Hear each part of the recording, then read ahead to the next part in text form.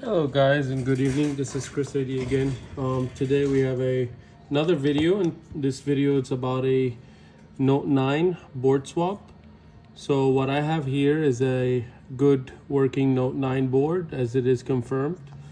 This is the good Note 9, and this is the culprit that we need to do a swap on. So unfortunately we only got this part of the board because the board got snapped in half, and this is the only essential part that we need because this is the part that has the UFS right here, the CPU and RAM right here. So these are the three components that we have to transplant to this board in order for us to retain the information, providing the battery, the UFS health is good, the CPU is still good. Chances are it is still good because it is not bent over here, it's only cracked right there, so it should be fine. Let's go ahead and start the swap. So first things first, let's disconnect the battery. I like to do first is prepare the new board, right? I just want to make sure that everything goes well before I go and dive into this one. So let's remove it from the housing. Let's remove the cameras. You don't want to melt them because they melt easily with heat, so you definitely want to remove those cameras, right? Second thing you want to do is you want to remove this heat sink right there.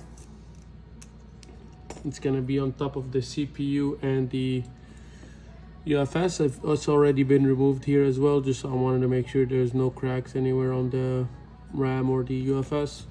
What I like to do is I like to pry this one off, right? So first things first, this is not removed properly, so let's go ahead and make sure we remove this all the way, because this shield is actually two pieces, it's not one piece. So let's go ahead and remove that. As you guys can see right here, divides. So you have this shield and you have this shield. We're gonna go ahead and pop the bottom shield first. What I like to do is I like to cut it here in the middle. That way you can push it out instead of in, so you can avoid damaging any components, right? So if you're lifting it like this, what's gonna happen with the metal is just gonna bow in towards inside, right? You lifting it up, it's gonna bow down. It's gonna bow, and then what's gonna do is gonna push towards the CPU, and there's components right there we do not want to damage, right?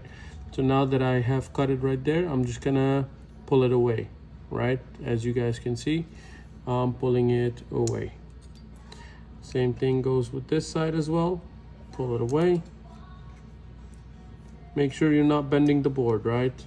So now that we have it lifted, we can just lift it up completely, and as you guys can see, there is no knocked off components.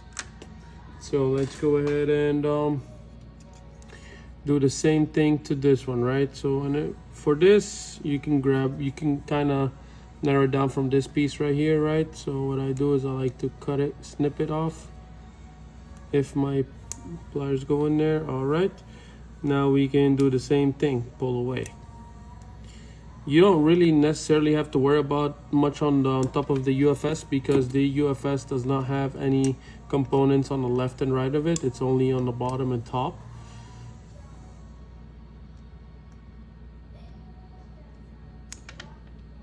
Okay, so you don't have to really remove it all the way. You just need it to be lifted on top of the UFS so you can work, right? But for me, I like to remove it all the way.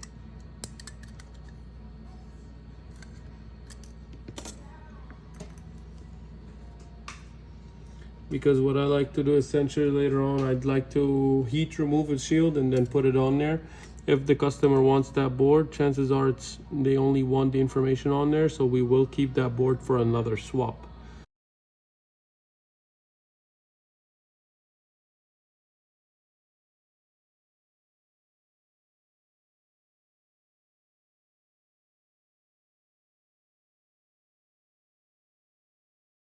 What we're gonna do is I'm gonna bring my,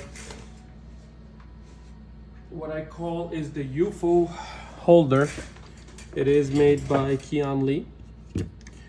So I'm just gonna drop my board in there.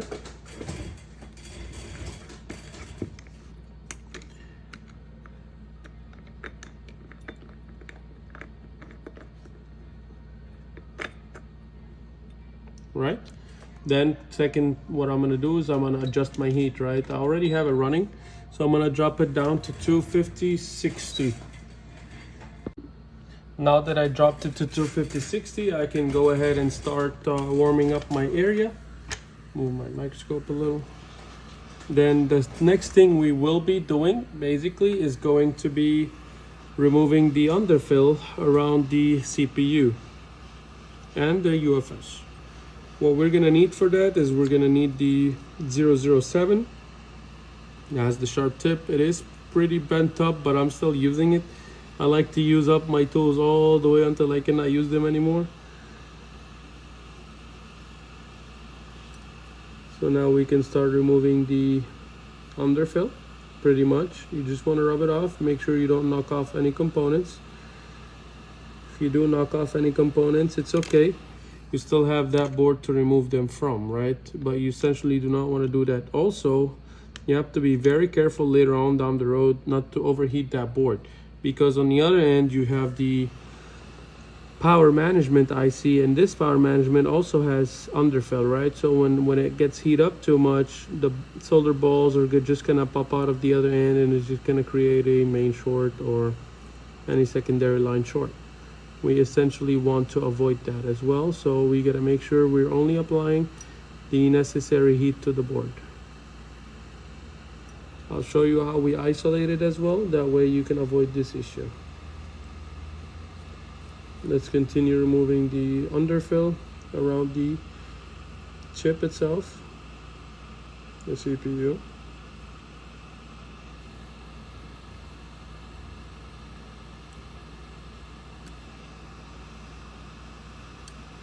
So you can see that I lifted the coating right here, which is okay. This is only ground, so it doesn't really matter much on the functionality of this device, pretty much. So we're not really worried about that. All right, now that we have the underfill removed, we can put our temperature back to 370, 60. And what comes next is isolating our board, because we want to make sure we do not overheat the other end. So what I like to do is I like to fill it up with copper shields, pretty much. So on this side, I'm gonna put a thin copper shield. The reason why is because I wanna go inside with my flat blade, right? So I won't be able to if I have a copper shield this size. So let's go ahead. Now that we have it shielded, we can go ahead and warm up our work area. What I will be using is I'll be using this round tool that's pretty much thin.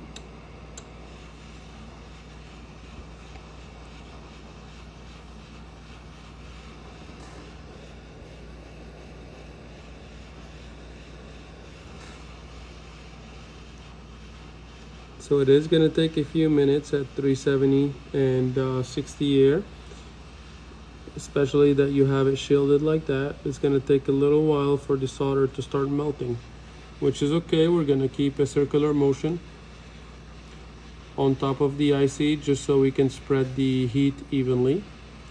Make sure you're going inside between the CPU and the RAM layer.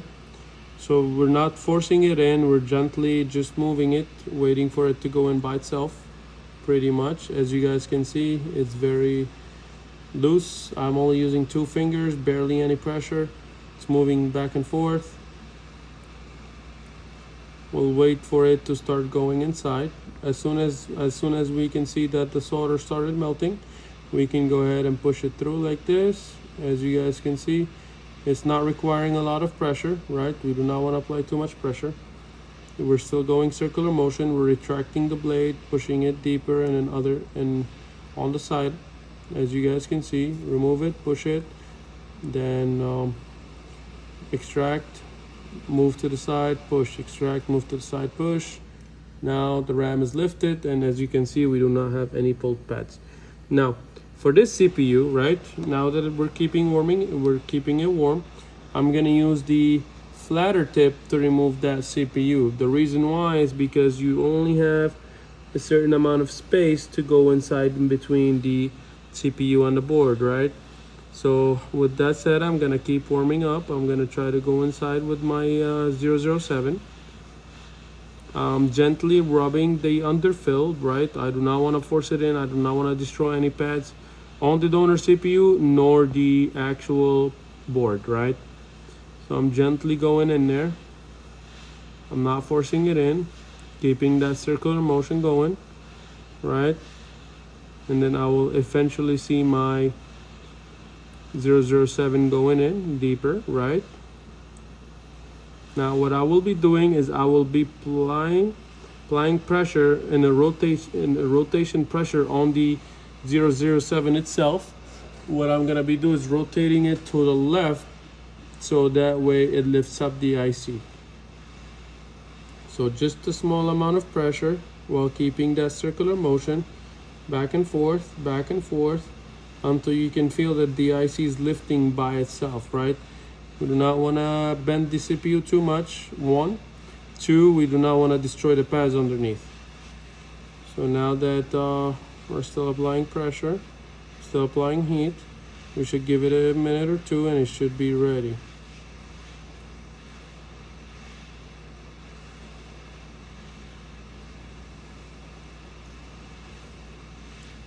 As you can see, my blade is going in deeper, right? And it's going in deeper by itself.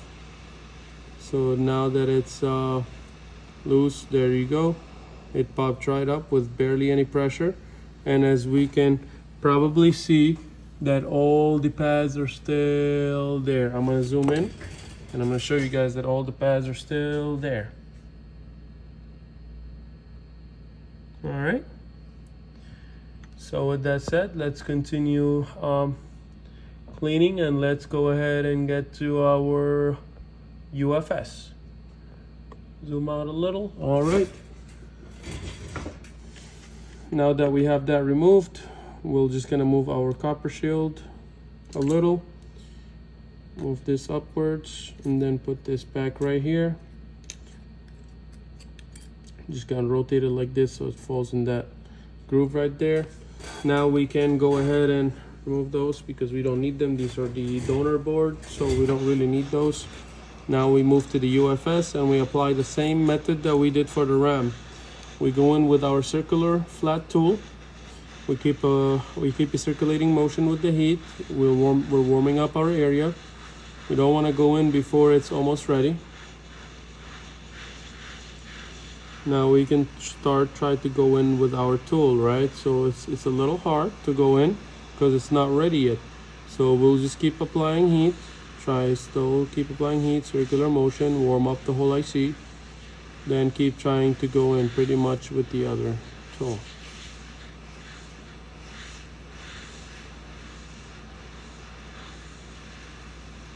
The underfill is a little tough on these Samsung devices, and it is a little trickier to manage, unlike the iPhone underfill, but it is okay.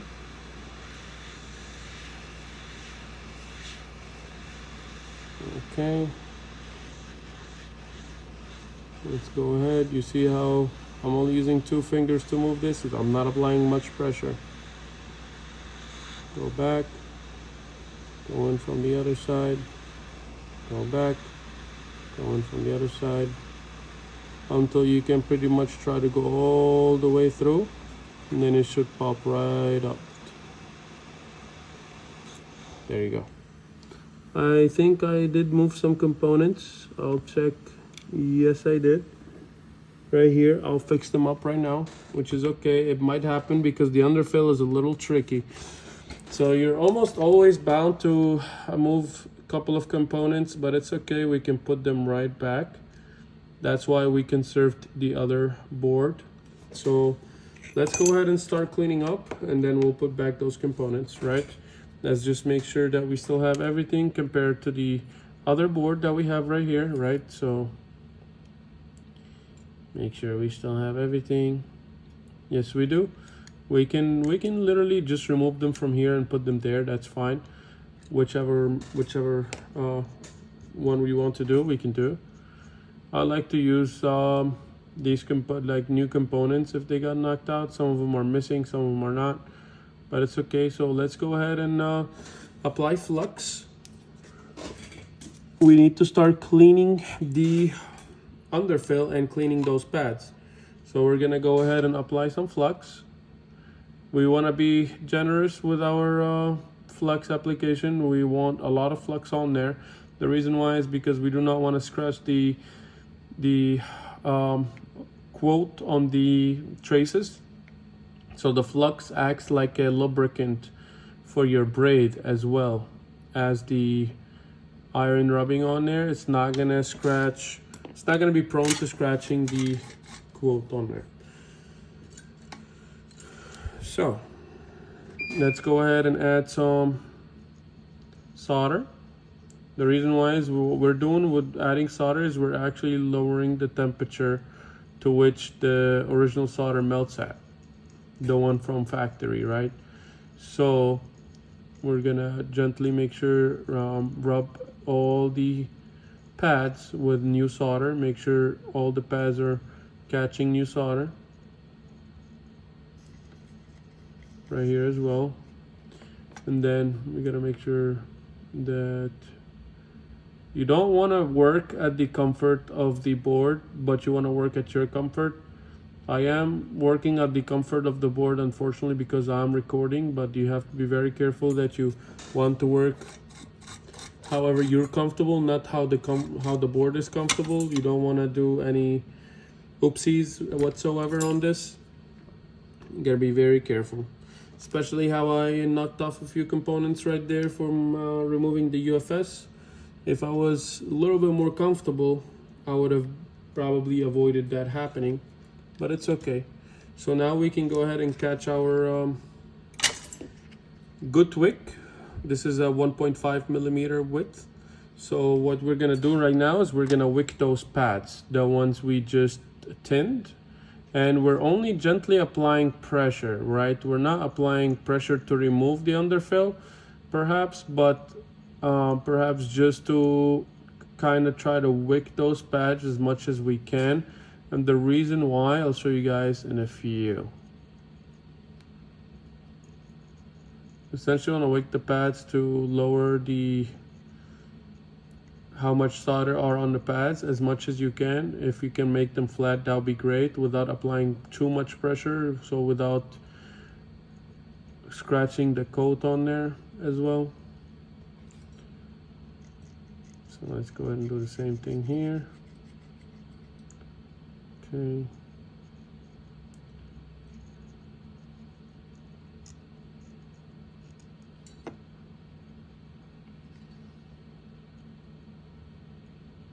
Remember, you want to work at your comfort, not the board's comfort. I can't stress this enough of saying it. All right, now that we cleaned it up, what we're gonna do is we're gonna grab our 008. And what we're gonna do with this set, we're gonna lower the temperature all the way to 330. 330 should be enough heat for us to remove the underfill and not float any component, and we're gonna drop the air to 50. So now that we did that, we can go ahead and start removing the underfill right there. And 330 should be enough to melt the new solder that we just applied. So that way you don't pull any pads, you don't damage any pads.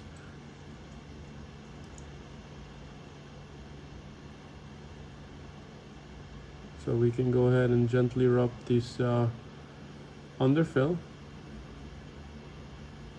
So don't worry if you knock off a few pads. Chances are all the pads that you're gonna knock off, if you're very careful, are just gonna be no stuff pads, NC pads basically. So it's okay if you see some pads that are knocked off and you are very gentle and very careful. You should never knock any other pad off. So just so you know.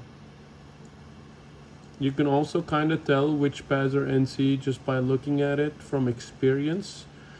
You can kind of narrow it down from how the hole looks like underneath, how does it have any trace popping up or not, or does it have any trace leading to it.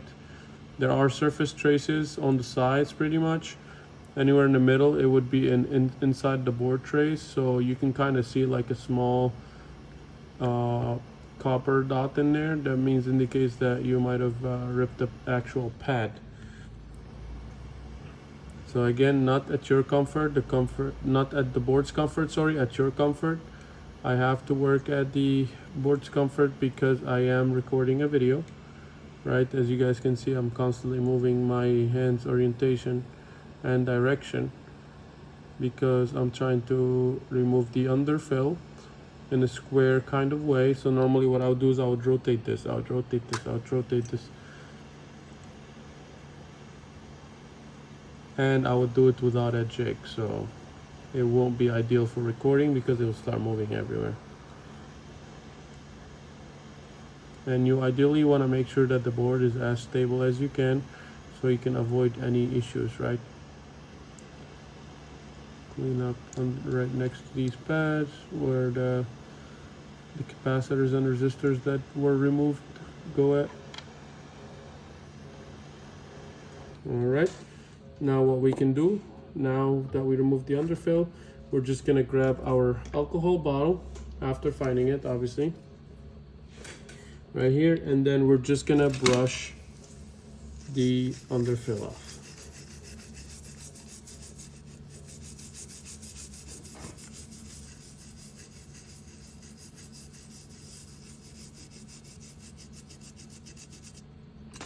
Now some of the underfill is still gonna stick to the board, right, even after it being loose, so just keep rubbing it off with the 007. It's just gonna glue down. After it cools down, it will just probably like stick itself to the board again, but it's not gonna be as if like you're just removing it without heat, so it'll just like stuck on there, but when you move it, it'll just move right off.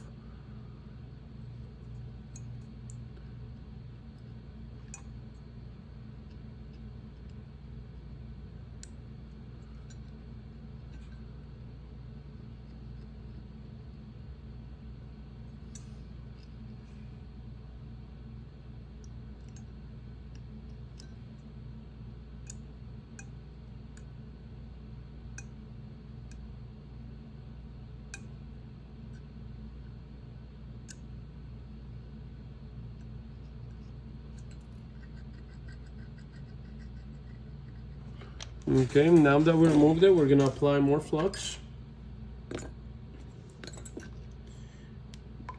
And then we're gonna tin those pads again and we're gonna wick them one more time. Why? Because we want them to be as even as possible. If there's any pads that we couldn't catch earlier, now we caught. We made sure it has new paste on there.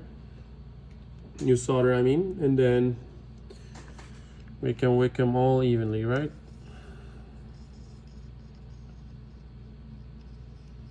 This will also help you make sure that all those around those pads is clean, because if there was anything else left, it will pretty much be rubbed off just by you rubbing the soldering iron on top of those pads.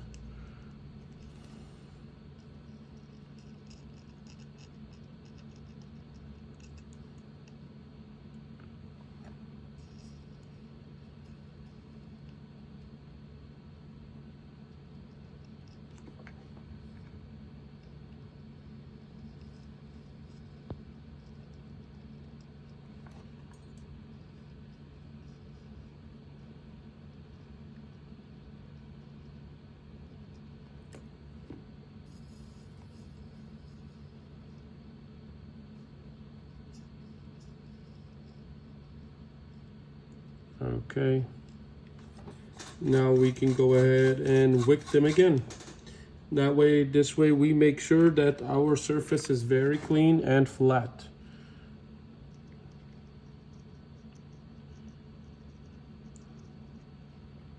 So the combination of the iron and the wick will make sure that all your pads are clean. There's no underfill around them. Even after using the 008, sometimes there will be some residue left on the board itself. So with that method, you'll 100% guarantee that there is no more underfill stuck to that.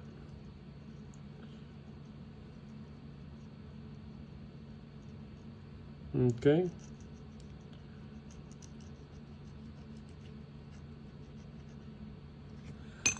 Now, I did knock off one component, so I'm just gonna apply quick heat on there. As soon as that component's in place, I'm just gonna isolate because I do not wanna flow anything on the other side. Now that you don't have a shield, it should be easier for the components, for the solder to melt around the components.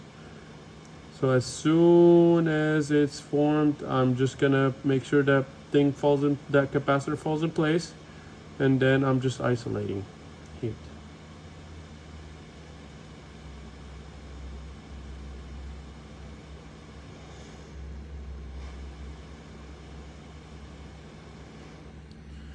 It does need some flux, so I'm just gonna push flux from whatever I had right here instead of applying new.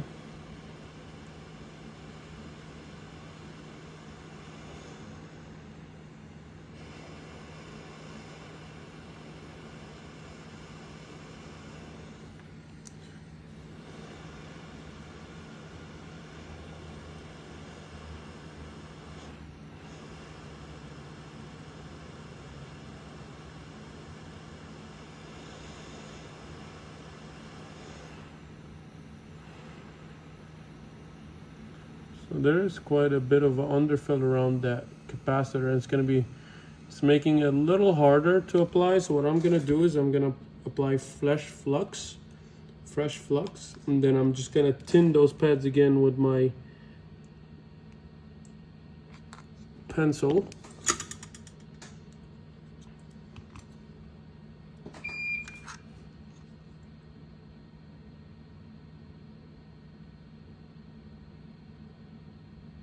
What this will do is it will lower the soldering temperature for that solder. It will lower the solder's temperature, and then two, it will help me remove the underfill that's around this IC, and then not the IC, I mean the capacitor. I apologize. And now I can put it in there, and I shouldn't have any issues.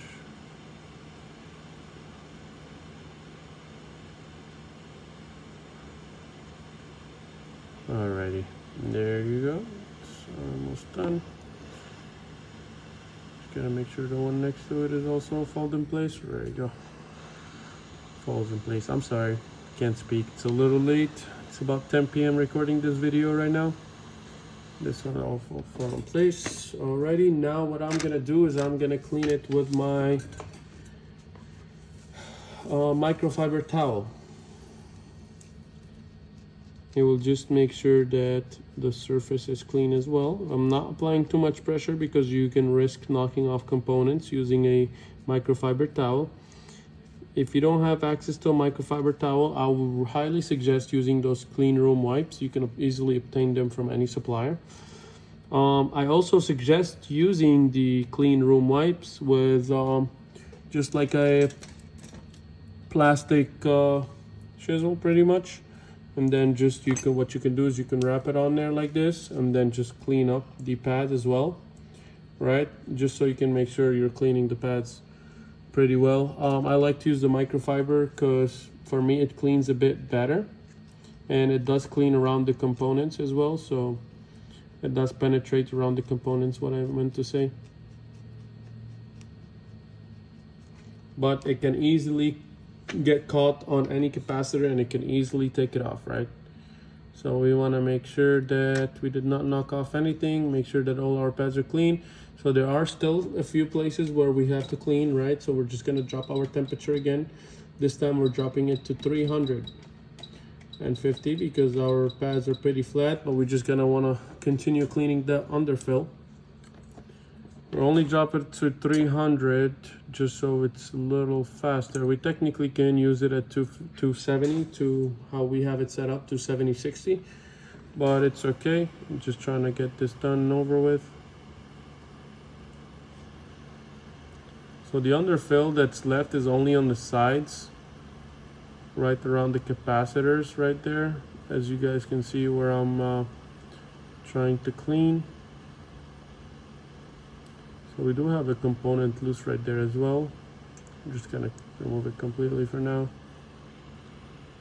We also have a knocked off component here. We gotta make sure we re-put. Okay, this is clean. Around the UFS is also clean. I'm gonna make sure this is away. Yeah, this is away. So now that we have everything cleaned up and ready, what we're gonna do is we're gonna apply flux to the components that we knocked off. We're gonna re-tin them.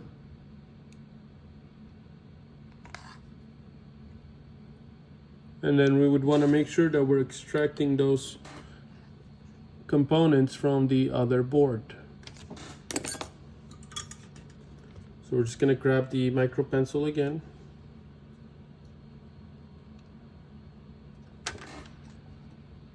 And then we will tin those pads.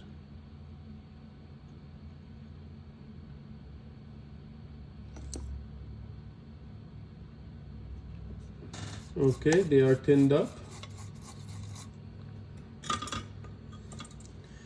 Now, first things first, I am going to remove those components from this board and I'm going to apply them here.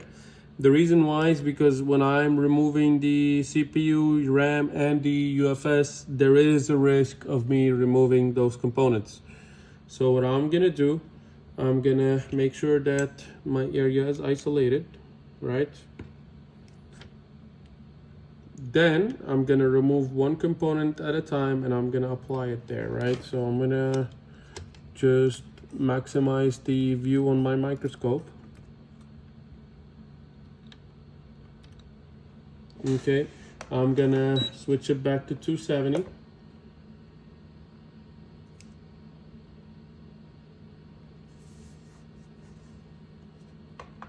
And now that I'm waiting for my hot air to warm up, it is warm.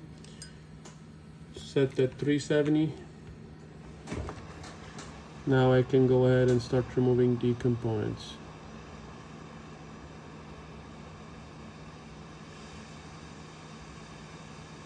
So you gotta be careful because those components right here, they do have underfill. And as you guys can see, I'm orienting the heat away from the donor board, right? Because I do not want to flow any component on there that has underfill.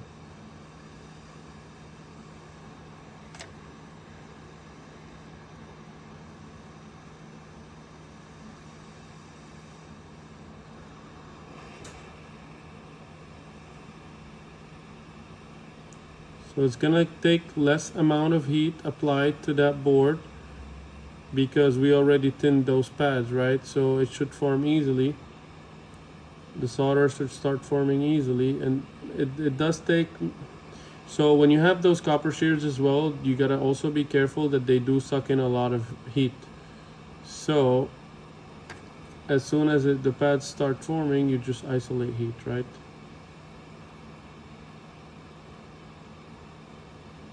Also, you don't have to have it perfect because the more heat you apply, later on, these components will just fall back in place, right?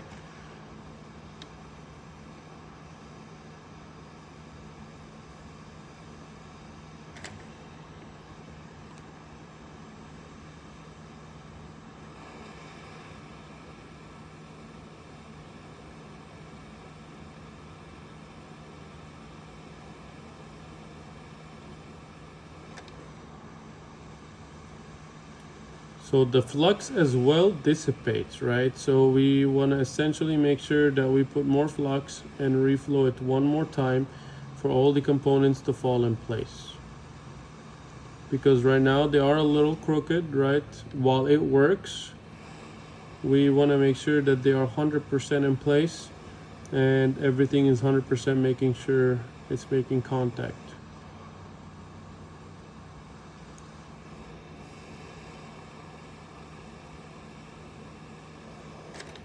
So now that we have it on there, let's apply more flux.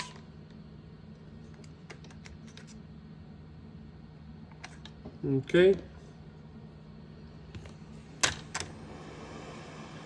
Now we can go ahead and give it a nice warm up so everything falls in place.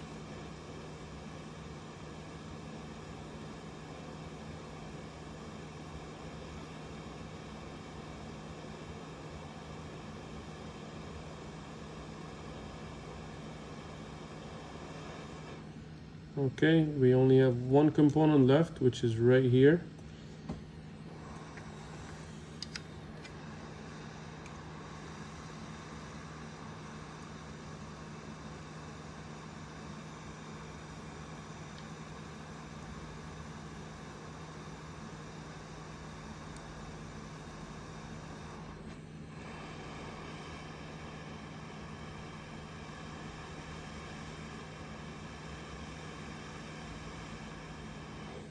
Okay. Double check that you put everything back in place.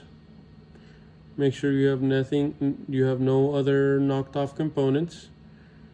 And it seems that we are good. Make sure that all your pads are clean now. Let's just run the wick on a few pads that might have gotten hit by the micro pencil, or that you might have missed. Okay, now what we can do is we can go ahead and clean up the surface, make sure it's shiny, nothing is wrong. I'm gonna use these real quick because I don't want to knock off any components, and it is pretty clean. So we only applied a little amount of flux that kind of dissipated with heat. So it's just like making sure it's shiny right now, and I'm gonna show you guys how the pads look. Okay, now let me show you guys.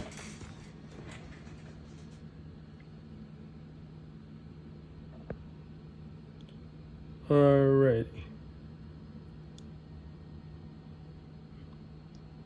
As you guys can see, there are some pads missing, but they're all NC pads.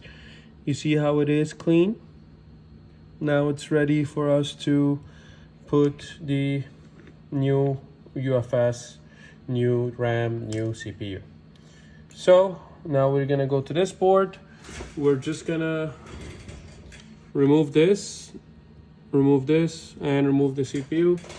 I'm gonna go ahead and prepare my stencil as well real quick. I'm just gonna look for my Note 9 stencil. I like to keep the heat running, that way it doesn't cool down, that way I don't have to start all over. It's just literally hanging on the table itself, away from anything, so it doesn't burn anything. Looking for my S9 stencil. We will be using the Bumblebee Keon Lee stencils. It might be in my other drawer.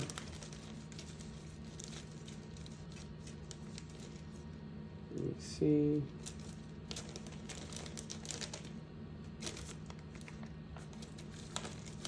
It does seem that it's in my other drawer, so let me grab that real quick.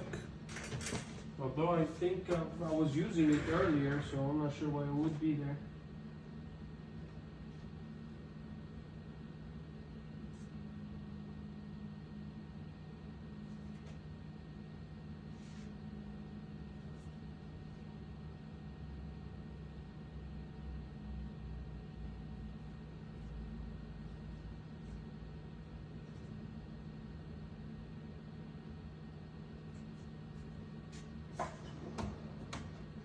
Alrighty, so we will be using the S9 and S9 Plus stencil. It should be exactly the same since they do share the same CPU. This is a Qualcomm CPU. It's not the Exynos. So now let's go ahead and remove our UFS first. We don't really care about removing the underfill around the IC because we don't really care about the components around there. This board is pretty bad. If in case we had, that's why, not if in case, so that's why we started with our donor board first, because cleaning the donor board, you would run into knocked off components. So that's why we left this intact, so we can salvage those components from there. And now that we salvaged everything that we need, we're pretty sure we're not gonna knock off anything else, because all what we will be doing is we will be installing the newly reballed chips. So there's virtually not possible to knock off any components that way, unless you're very clumsy and you shift an IC and it moves something around it. Chances are it's still there. So you would still not, you won't need a board to remove the component on there because it would still probably be there. So we're grabbing the RAM, same thing that we did, same motion that we're doing on this one. I need to double check this RAM. It does look kind of iffy. So, okay. Now that we got here, first thing I'm gonna do is I'm gonna clean this RAM from the top side before I remove it completely.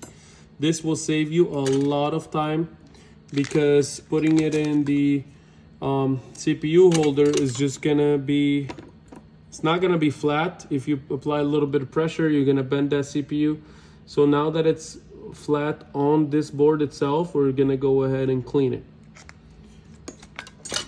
I still need to check the CPU out later on because now that I'm looking at it, I don't really like, there's a spot right there that I don't really like. I just have to look at it later, right before reballing it or cleaning it perhaps. So same thing we did to the board, the same way we cleaned that board, we're gonna clean the CPU, right? So this is unlike a iPhone CPU.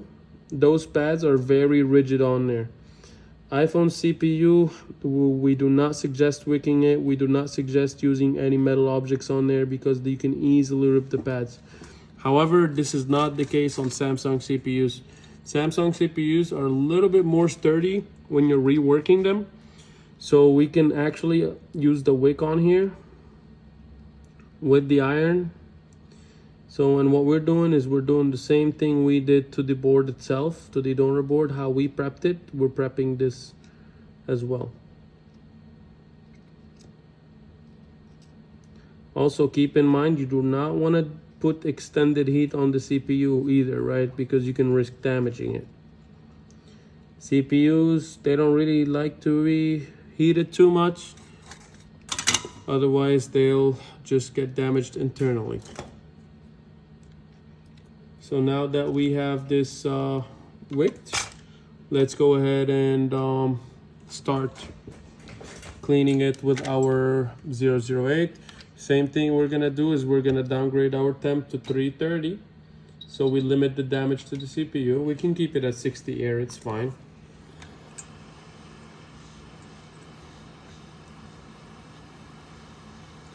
So now we're gonna go ahead and we're gonna rub off the underfill.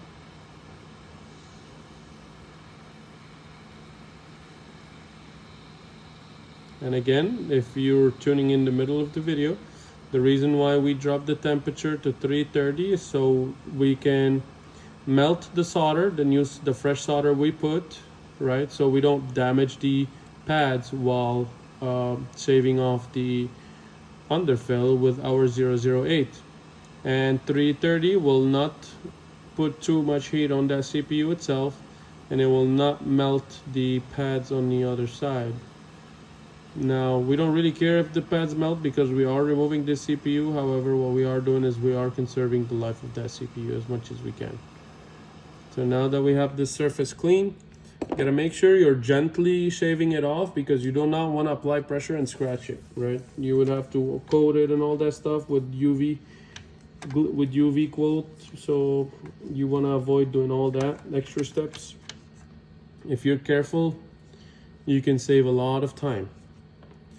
Now that we cleaned up a bit, we're gonna go ahead and continue. We want to ideally make sure that the surface is very clean.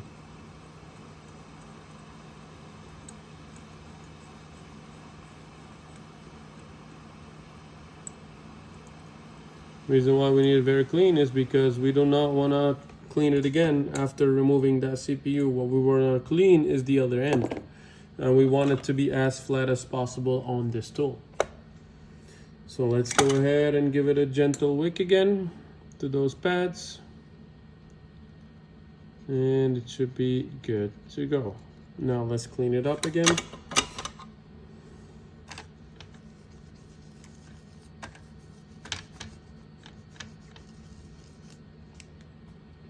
Okay. We can show you right here how it looks clean. Put it right back.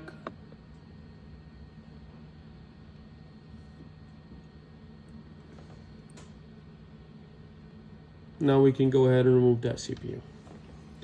Bump temperature back to 370. Circulating motion. Circulating motion.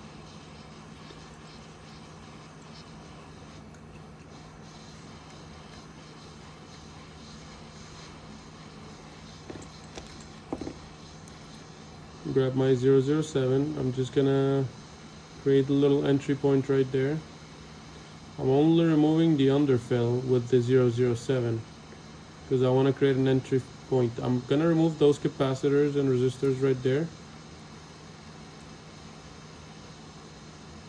because I want to be as flat as possible removing that CPU. I do not want to create any unnecessary tension. Now I can go ahead and go in with my round flat tool, and again keep the circulating motion, and then you want to go in, come back, go in, come back, go in, come back, go in, come back, right? And not only go in and come back, but actually move the blade and then go in. So let's say, for example, I'm going in here, I'm coming back, I'm going to the side, going in, going back, going to the side, going in, going back, going to the side, going in, going back. What I'm doing is I'm trying to lift up the CPU as even as possible, and I'm trying to make sure to maintain it being flat. I do not want to bend it. I do not want to create any unnecessary tension to the CPU. And then I'm going to make sure that it remains flat, so when I reball it and I put it back down, it's flat as flat as it could be, and it's not going to create any uneven bubbles. It's going to lay down in there evenly. Okay, continue,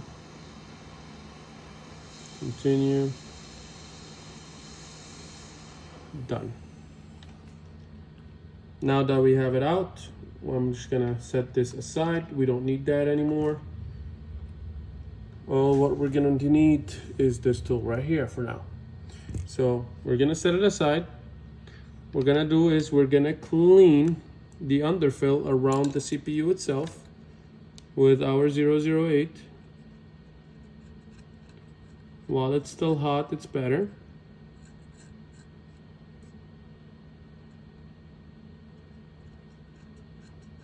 And a reminder, we are only cleaning the side with this blade. We're removing the underfill that's stuck to the side of the CPU.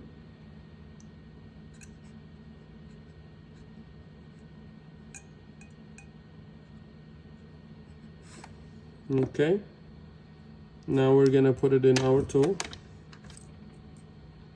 and then we're gonna clean it. Cleaning it, same method that we've been using, pretty much. Now, reminder, we did remove all the components, right? So we gotta make sure that we do not lose them. So let's go ahead and clean up the CPU first. I like to put in the CPU, then clean up the RAM, then clean up the UFS, then apply them, right?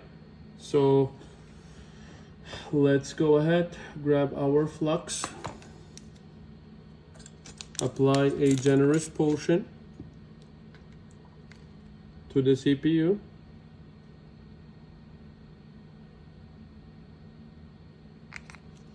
Again, grab our solder and grab our soldering iron.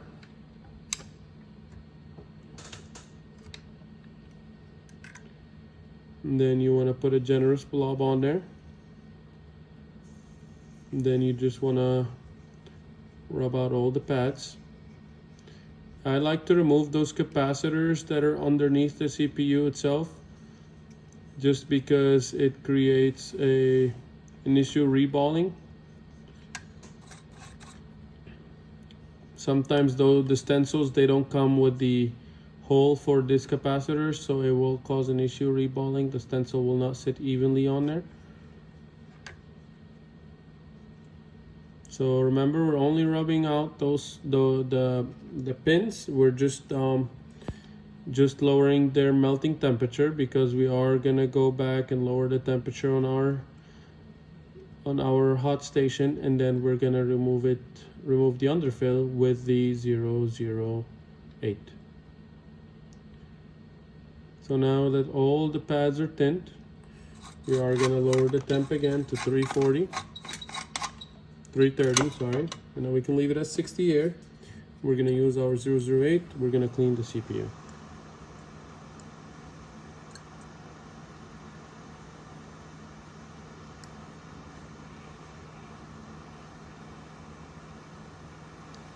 So the 008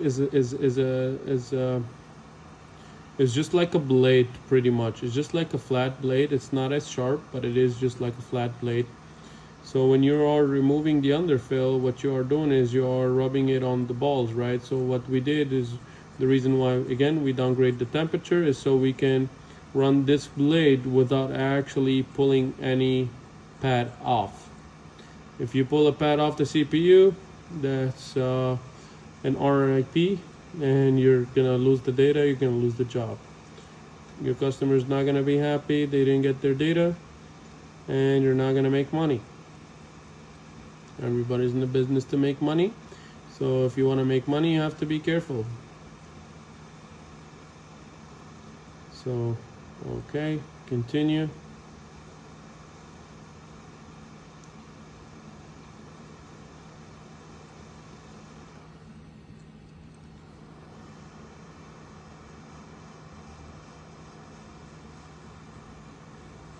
So the flux is becoming a little burnt. So what we're gonna do is we're gonna clean it with our microfiber towel. And then what I like to do is I like to tin those pads again, then wick them. Same thing we did to the donor board where the CPU is.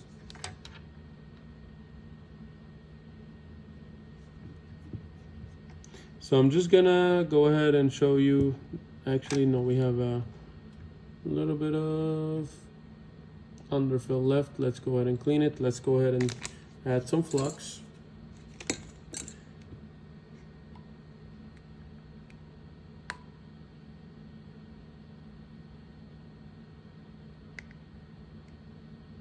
Okay. Add some solder to the iron.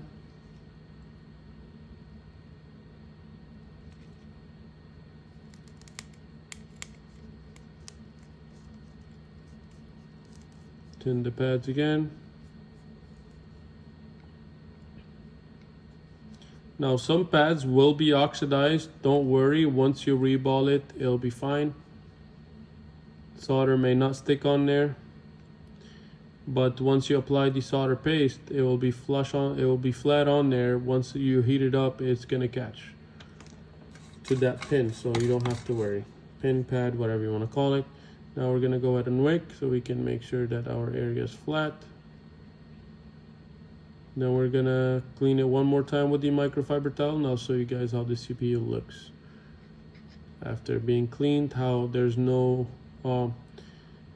coat scratched off or anything, and it's just clean.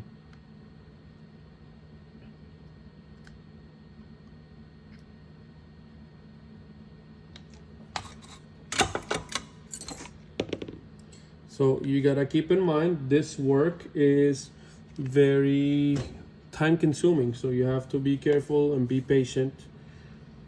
Patience is very important over here in these in this kind of work. So now that we cleaned up the IC, make sure it's dry, and I'm gonna show you guys. Now, it still has a little bit of residue of underfill, but it is okay. It is fine. So let me focus right here on this. There you go.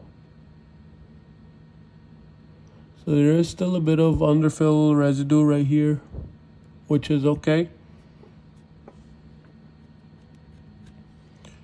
As long as you can run your finger on there and you can't feel anything, that's fine.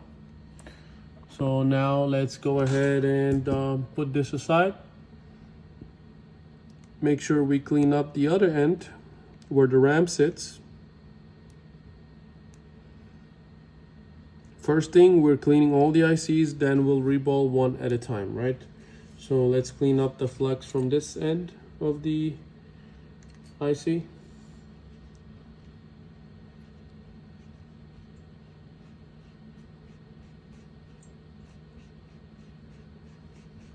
All right, now let's put it in on the side so we don't lose it. Let's grab our RAM. Let's look at our RAM real quick. Make sure whatever I saw is not important.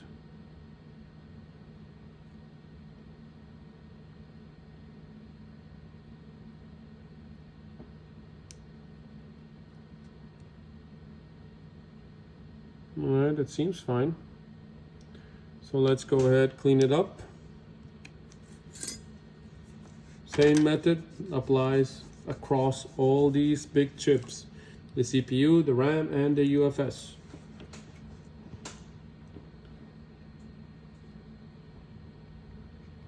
Let's go ahead and clean up those pads, add flux,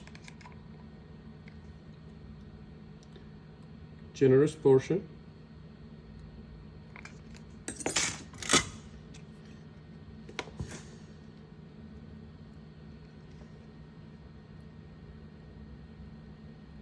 Put a good amount of solder on the iron. Rub the pads off to downgrade the melting temperature of the original solder.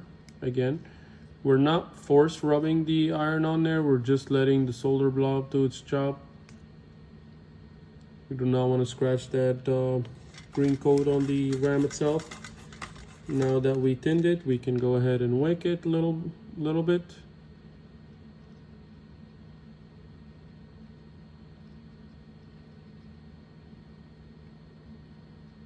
You can choose not to wick it, it all depends on how it looks.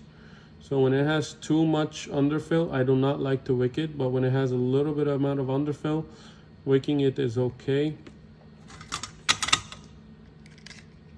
Sometimes you can get away without using the 008. However, in this case, one end has a lot of underfill and the rest it does not. So we flattened out the pads as much as we can. Now we grab our 008 and then we just remove the underfill.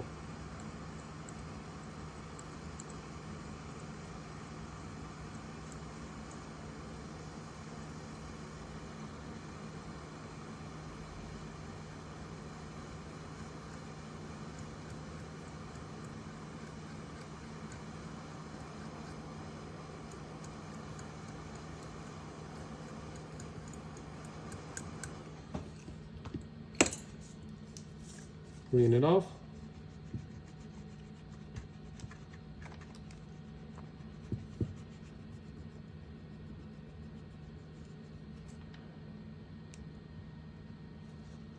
As clean as it can get.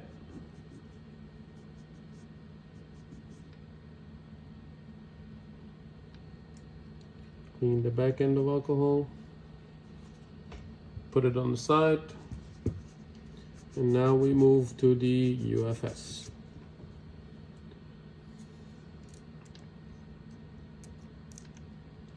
Now, it is essentially best to read out the health of this UFS before you go ahead and remove every single component necessary. I would suggest first pulling the UFS, reading the health on a easy JTAG just to make sure that the UFS is still intact. Now, normally, in this case, when the board is snapped, it should be intact. Normally, when the board looks flawless and the phone is not turning on and it's not any of the power chips, the first thing we would do, pull the UFS, plug it in there, and the easy JTAG, make sure the health is good before we attempt any swap or moving to any CPU work.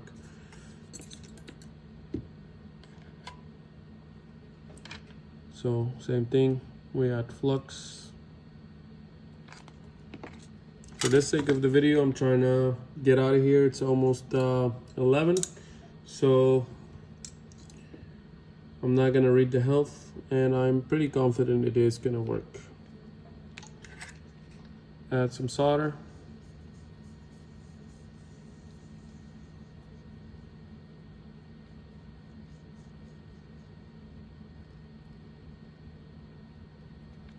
This has a good amount of underfill, so we're just gonna jump to the 008.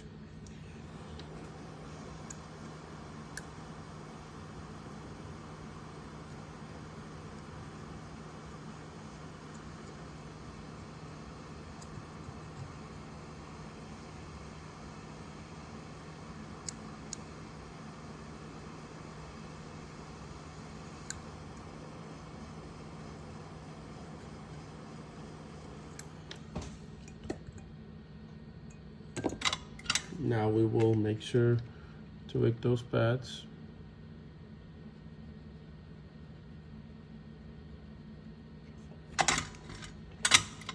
Now we clean the IC.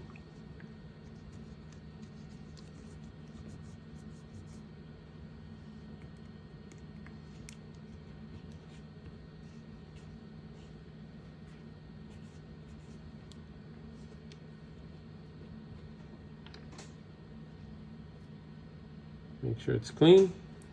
And now we can start reballing part. So, first I like to start reballing the CPU. First, make sure that your area is clean. Make sure that your stencil is also clean. I like to use a paper towel. I like to fold it. This is a used paper towel that I keep for reballing purposes. It still works, so I don't see a reason for me to throw it away. Line up the CPU with the stencil. There are a couple of tricks that I'm going to show you right now. First things first, line up the CPU with the stencil. It's very important that your stencil is clean so you can avoid uneven pads. The balls are not going to be even. So I like to hold the stencil with 2 fingers, right? Stretch it out. And then grab the paste with my thumb. And then apply the paste with a plastic tool. Make sure it's all even. Make sure that you're still centered on the pads.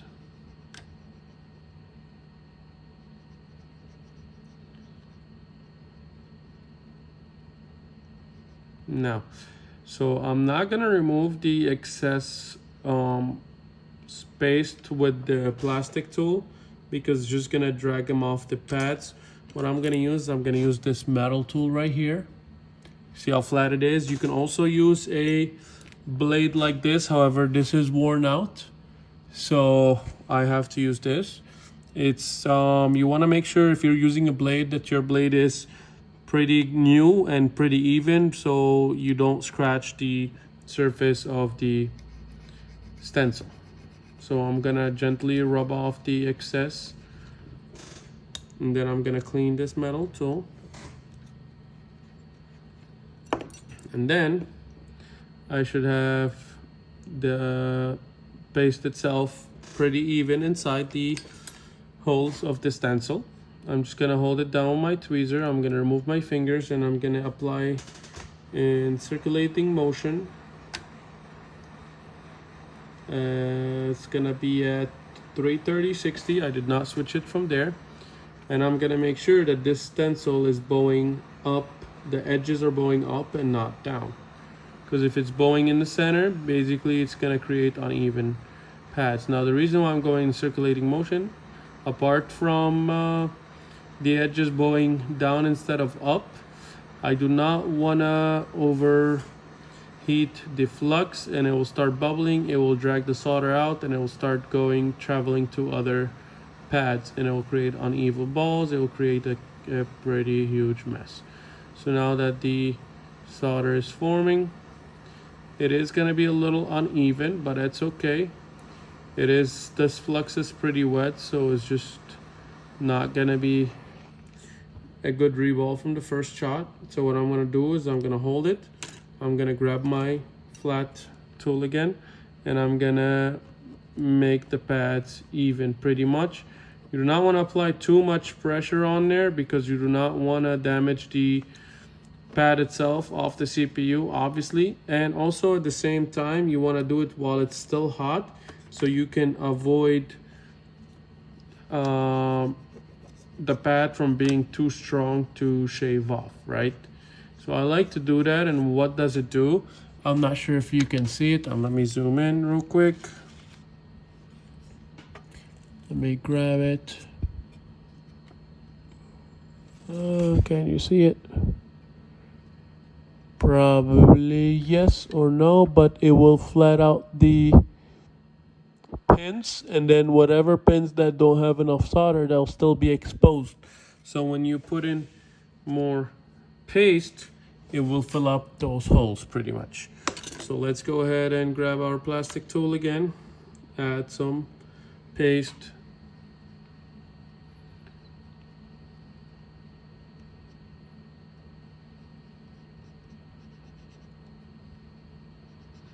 Make sure the holes are pretty covered.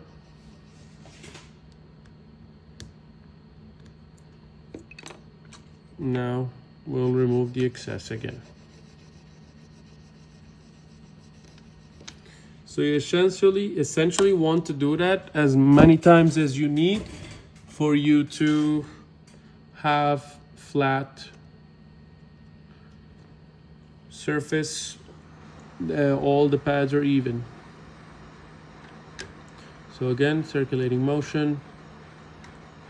We want to watch out from the flux bubbling so it doesn't remove the new paste that we applied and move it to another pad.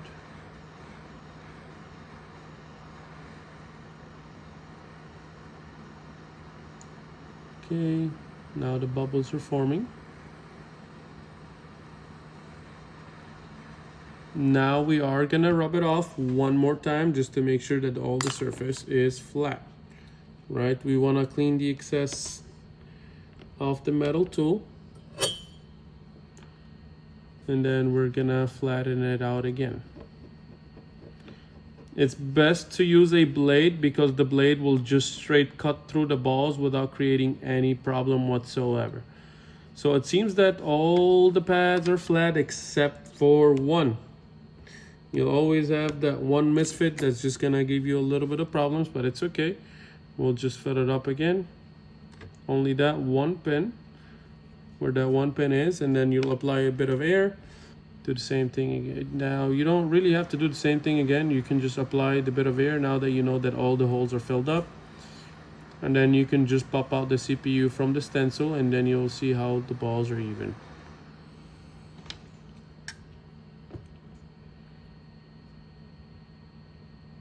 Wait for it to dry out a little and cool down, and then we can go ahead and remove the CPU from the stencil. And then we can see right here, let me try to make it as even as I can on the light.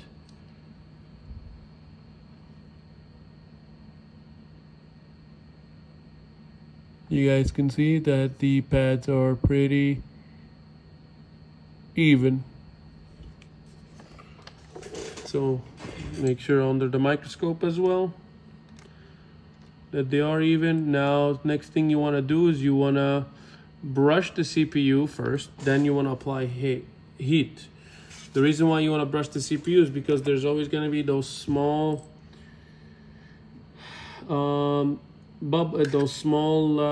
paste that have formed under the stencil that are just chilling there, right? So what you want to do is you want to just brush it off, and then you want to add flux and heat it up.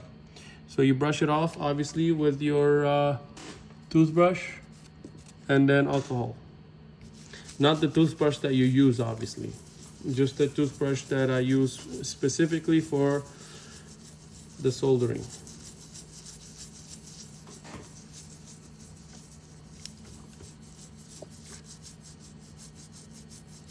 Sometimes you do have to poke them with a tweezer for them to pop out.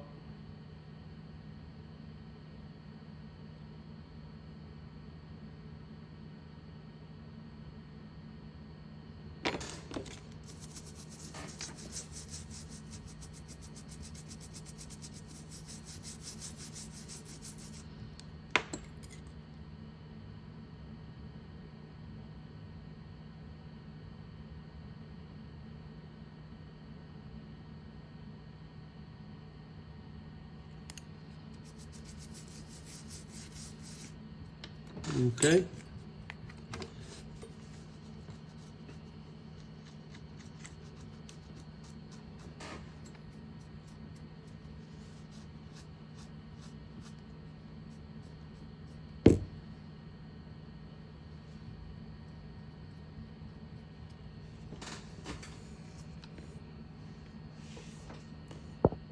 Now it's pretty clean.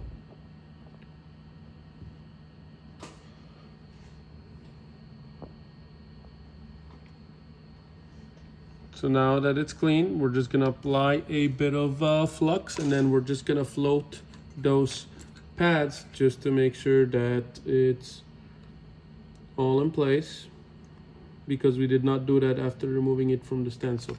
We only need a tiny bit of flux. We don't need a whole lot. Make sure it spreads out evenly on the CPU itself.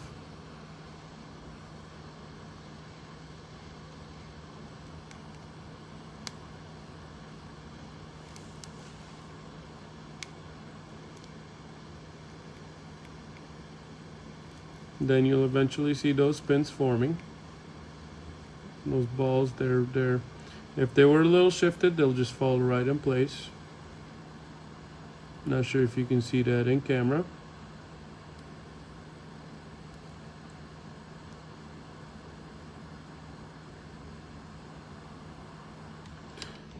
Meant to say on camera. Forgive my English. Okay, wait for it to cool down a bit. Then we can go ahead, remove it, and apply it on the side. Put it on the side. We'll go ahead and grab our RAM. Do the same thing. Grab our tissue. Grab our RAM.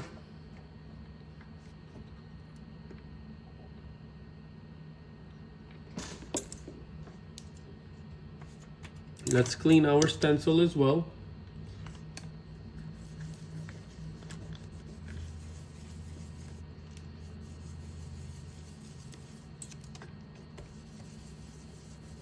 You always want to clean your stencil after you use it. I essentially want to clean it right after I use it, when it's still a bit slightly warm, not warm enough for it to warp, but warm enough for the stuff not to, like the flux, not to dry on there. So you can easily clean it. Now that we have it cleaned up, we'll just lay the stencil down on the RAM section.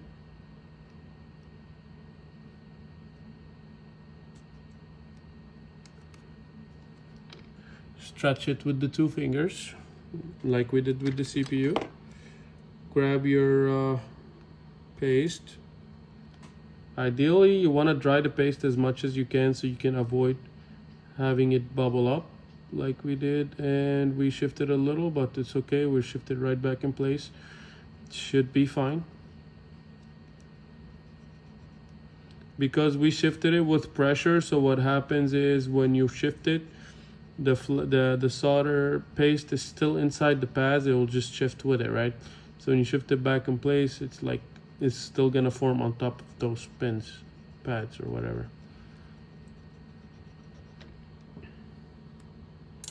Okay, grab our metal tool, shove the excess off, clean it up.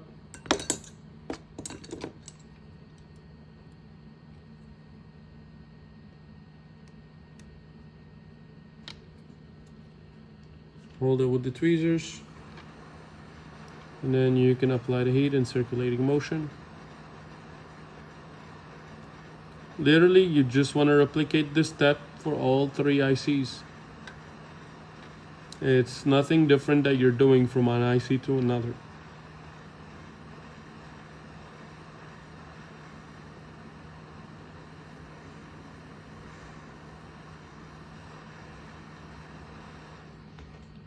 So shaving the pins, the pads, I only do it on big ICs like CPUs, just so I can make sure all the surface is even, and I would have to avoid to reballing it every single time and avoid issues of it not working the first time. So right now, like, I'm shaving the pins, right? So you can see that there are some uneven pads. The reason why, it's because the flux, the paste is a little wet, so when you apply it, it doesn't get applied evenly. It'll sometimes have more flux than paste, for example. So let's just grab more paste, apply it to the hole.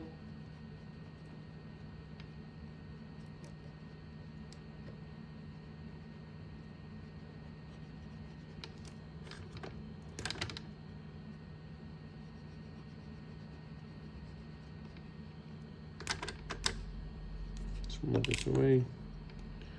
All right, clean the excess. Again, I recommend using a blade. Make sure your blade is clean for the millionth time, because you do not want to scratch the stencil. It will just downgrade its life. All right, circulating motion again. Wait for the balls to form and shave it one more time. Make sure all the balls are even.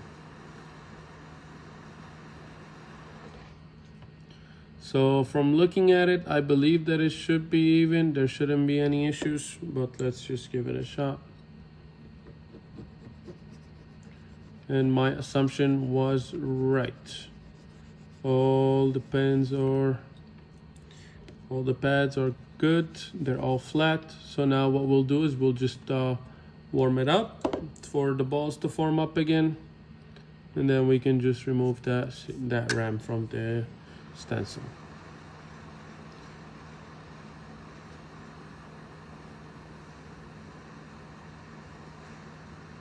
Those stencils are pretty cheap in case you damage it, right? So I'm not really worried about increasing the life of that stencil.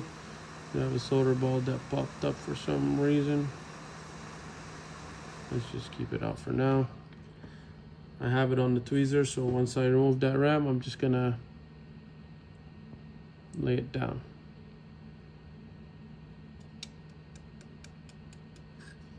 Okay.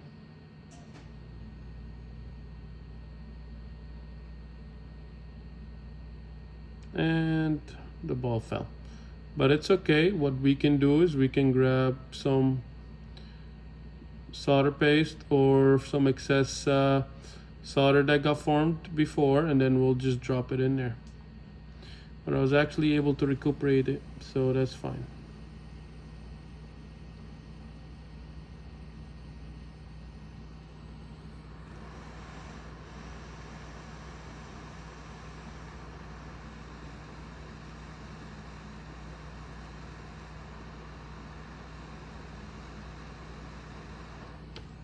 All right, add some flux.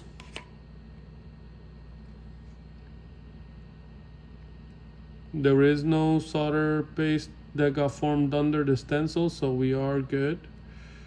We can just add some flux and then warm it up. Make sure all the balls fall in place evenly.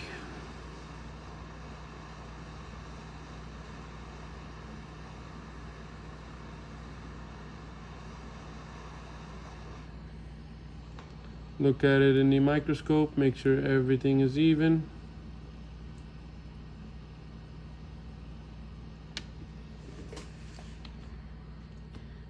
We'll set it aside, and then we'll do the same thing for the UFS. UFS, you don't really have to shave the pins because it does not have as many pads as the CPU nor the RAM. So let's go ahead and clean our stencil again.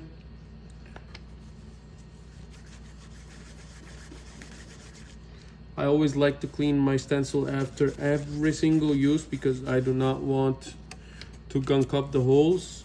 Time after time, they'll just get more gunked up.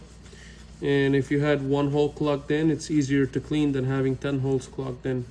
You would have to poke each one individually. It's a little bit of pain in the ass, so you do not want to do that. Now that our stencil is clean, you guys can tell that this stencil has been used and abused because we've done several swaps on S9, Note 9 and such. So let's go ahead.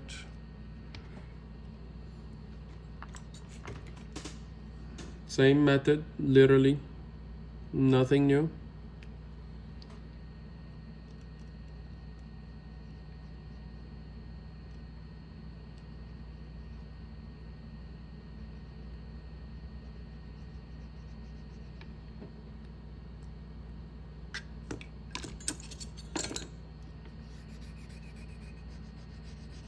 Now the only thing that we won't really do is shave the pins after reballing the UFS, because it does not have as many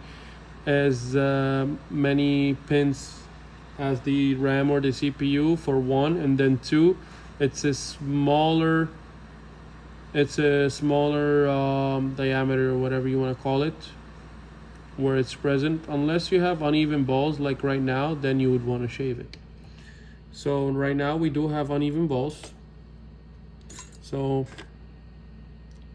telling you not to shave it was a mistake. But it's okay. Let's go ahead and shave it. We moved the stencil a bit while it was still hot, so it did mess up some of the pads, but it's okay.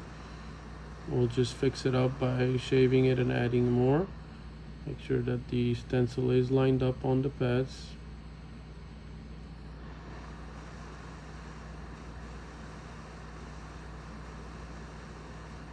It's all right. It does happen sometimes, which is okay. We can remove this. If the ball doesn't want to stick, you can just remove it and then apply, shave it, then apply more paste.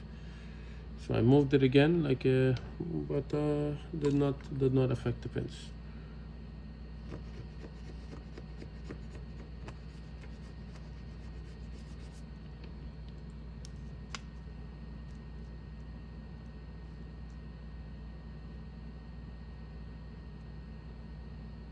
Okay.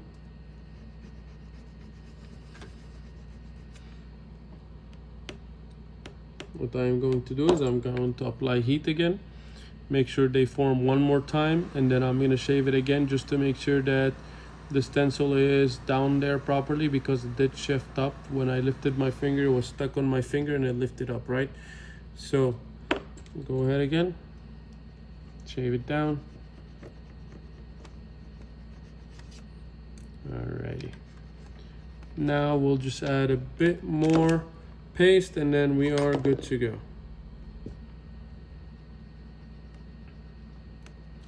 Doesn't help that I'm a little tired and I'm trying to rush this. So normally when you rush this is when things do not work as intended, but it's okay. I'm showing you what happens or what you can do when things do not go your way.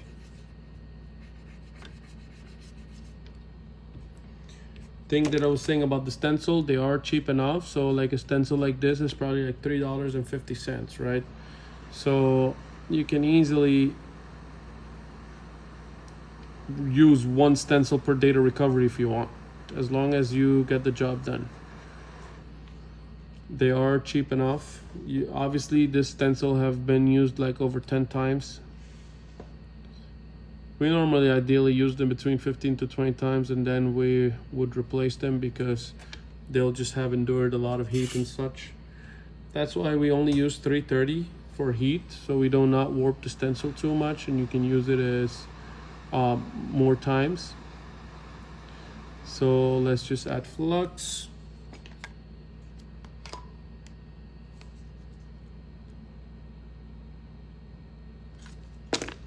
And then give it a nice amount of heat. That way the pins will liquidify again and fall in place. All right, done. Make sure they're all even. They are all even. We'll set it to the side. Now we can remove our paper towel. You want to keep it, you can. I like to remove it. And now we grab our board. Now let's zoom out a little so you guys can see everything that I'm doing. Now, Make sure your board surface is clean where the CPU goes. It's very crucial that it's clean. Now that you don't have the shield on there, it can warp, the board can warp easily, right? So you do not want to apply too much pressure downwards on it. You're just gonna bow it down and the CPU is not gonna be flat. You're gonna have issues reballing it. You're gonna have to remove it, reball it again, try to set it down. We want to avoid all of that. Reason why, it's because you can see right here, this flashlight is a bit elevated, right? So you have this shield right here, and then it goes like this. You have those pins right there that are a bit elevated, and then you have the flash right here and this sensor that are a bit elevated. That will cause the board not to sit flat. As you guys can see, it's bouncing. So if you're more comfortable, you can put it back in this. But however, I do not feel like I need to, because I am careful. So we're gonna go ahead and isolate our work surface area again.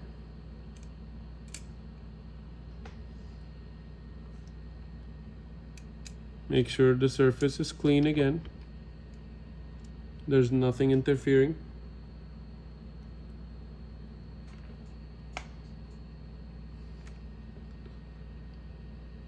Okay, can put this here.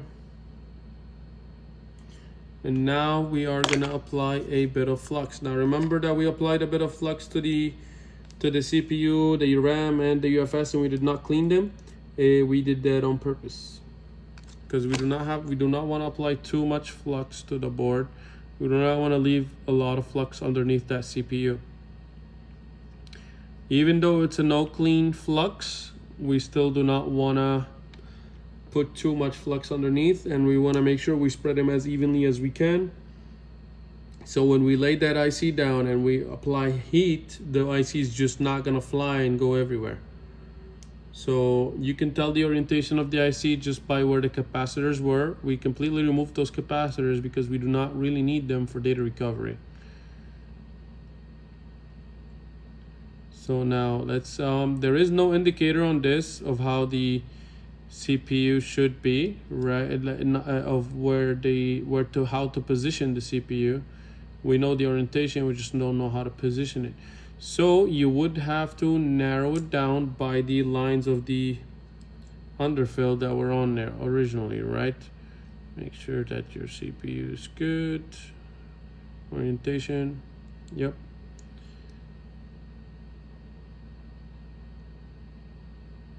So again, we can line it up by the marks of the old underfill.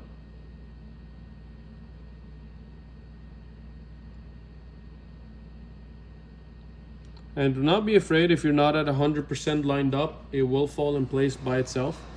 So let's go ahead and apply heat, circulating motion. We're keeping it at 330 because we do not want to overflow anything on the other end. And it should be enough heat for the solder balls to start melting and create and join to the pads of the board itself. You will know when it's ready when the flux starts spreading off from the edges, right? So we essentially do not want these shields because we are only using 330. We're just gonna push them a little away so they do not dissipate too much heat.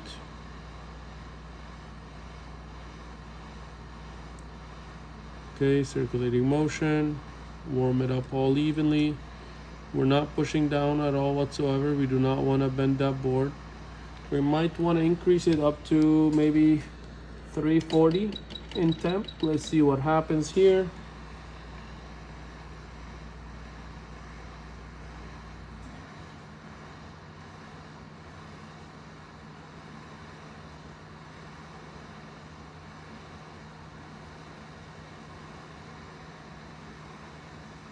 So we can see that the flux is starting to spread a little, and then we can move the chip, right?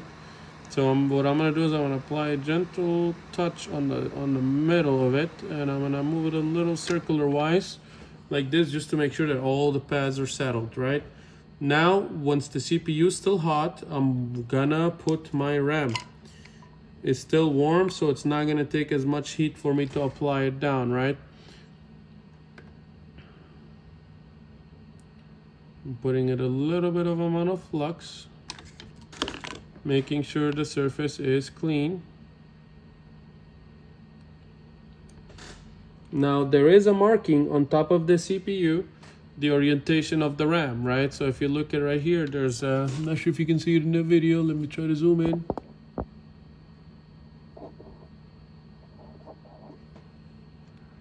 Let me zoom in. Right here. You guys can see that gold mark right there? This is the mark of how the RAM goes on there, right? So that's fine. Let's get our RAM. Let's flip it over. The marking should be there as well, and it's right here in this corner. So we have to make sure to match it, right? So this corner, this is how the RAM goes. Now we can make sure that the RAM is centered on there, and then we'll apply some heat. Move our, get comfortable. Make sure everything is isolated properly.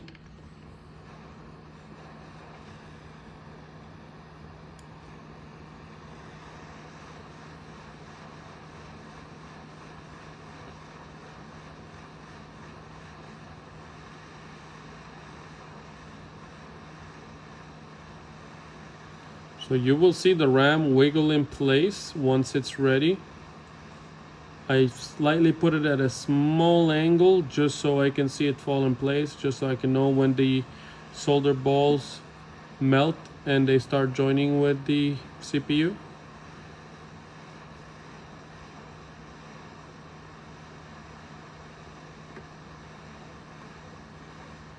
And make sure you're keeping that circulating motion, because you want to warm up the whole RAM. Make sure it's all warmed up evenly, so all the solder joints, they all form at the same time almost.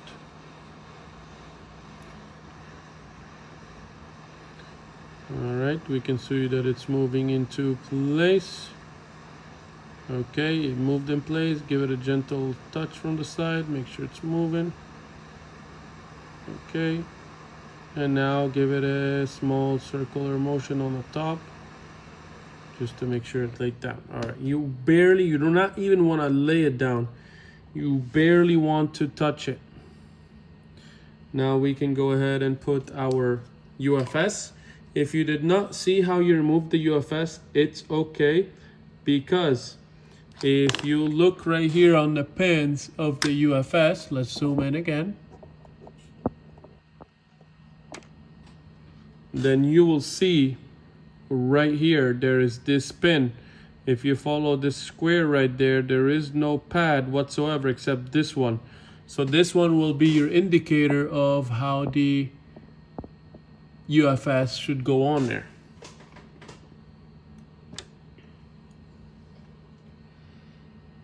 So let's go ahead and match this dot right here with the dot right there. Should go like this. Now the UFS does have a mark right here and right there of how how to center it. So you want to get as good as almost near as you can. Don't worry if you're not perfect, because the solder balls, once they start forming, they'll just suck themselves right to the pad. So let's go ahead and apply some heat on the top.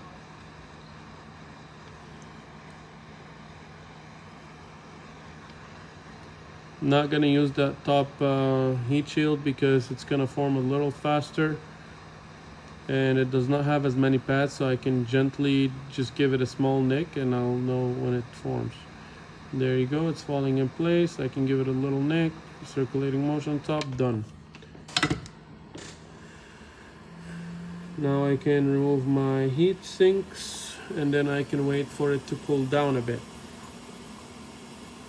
You see how it bowed up a little right here? That's fine, because the heat was directed on the mat itself. If you lift it from the other end, it will sink back. So waiting for it to cool down a bit, maybe like a few more seconds, like 10 more seconds, and then we can just apply alcohol and clean it up.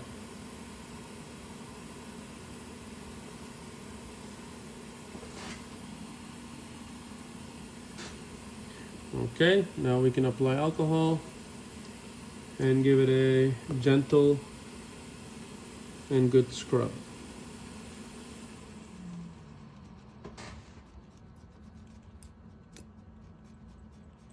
Make sure there is no knocked off components, make sure it's clean, and now we can go ahead and test it out. So let's zoom all the way out. Let's clean up our work area a bit. Close this paste, put it away.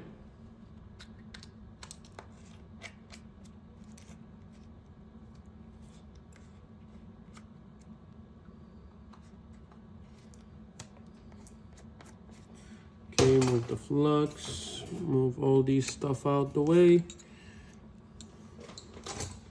Organize a bit. Sorry, knocked off the phone almost.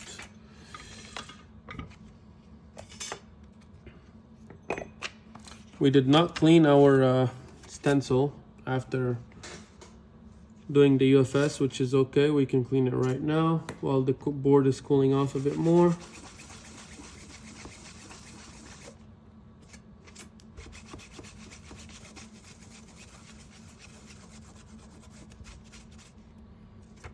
Can give it a small kick just to clean up the holes, dry out the alcohol, put it away.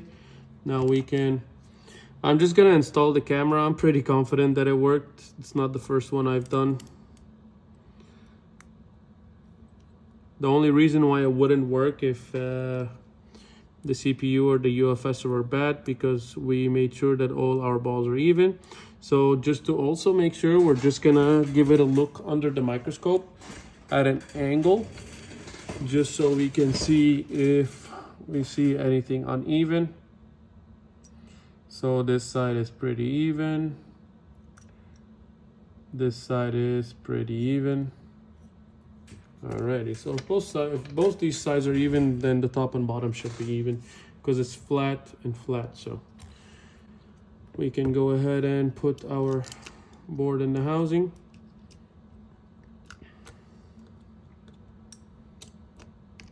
So this method, the way I showed you how to shave the pads after reballing it, is just it reassures you that all the pads are just gonna be even. So you won't have any problems laying the CPU, and you won't have any problems of it basically not having even balls, unless your surface area on the board is not even. Then you will face problems. So let's go ahead and turn it on. So guys, I'm gonna interrupt this video real quick. We did run into an issue where we had the power management, it actually had solder balls pop up from the sides. Unfortunately, we couldn't avoid that in this video. It did happen. We will explain what we did in the next segment. Please stay tuned. All right guys, so now we do want to test this phone to see if it works. We already put the housing in there, pressing the power button, and it does turn on. Let's go ahead and make sure it boots all the way to the home screen.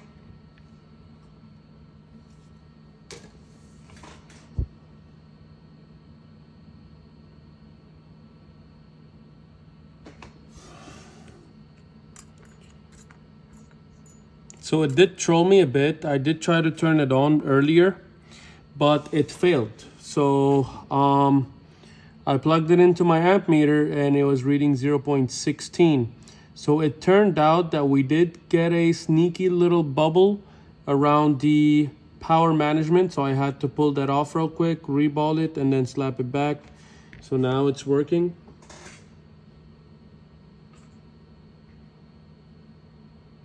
Sometimes it's difficult to get away without floating this power IC on the other end. It's right here. It's easily it easily gets some solder balls popping from underneath because the underfill next to it is so different than the underfill around the ICs for the CPU and the UFS.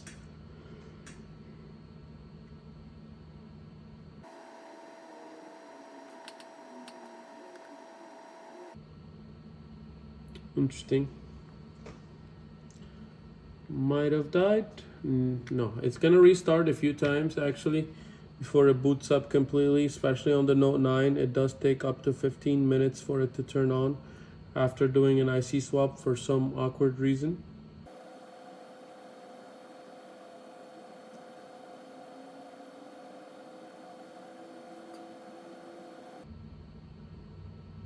We just have to wait for it to turn on.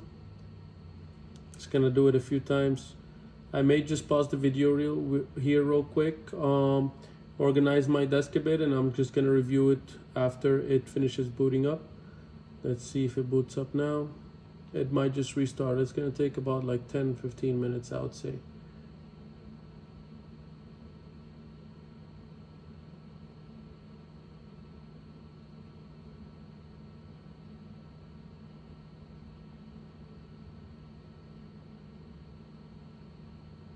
Yep, so I'm gonna go ahead and pause the video real quick, do something else, and come back when it turns on. All right, guys, enough time has passed, and as you guys can see, the phone did turn on. It does have a password that we will do a backup on later on today. Probably tomorrow because it is almost 12 right now, so we're just gonna leave it for tomorrow. Thank you guys for tuning in. As always, please give us a follow, subscribe, and if you like it, if you like this video, please give it a thumbs up and leave us what you think in the comments. If you would like us to show you a specific repair on how we do it, please also leave that in the comment. Thank you.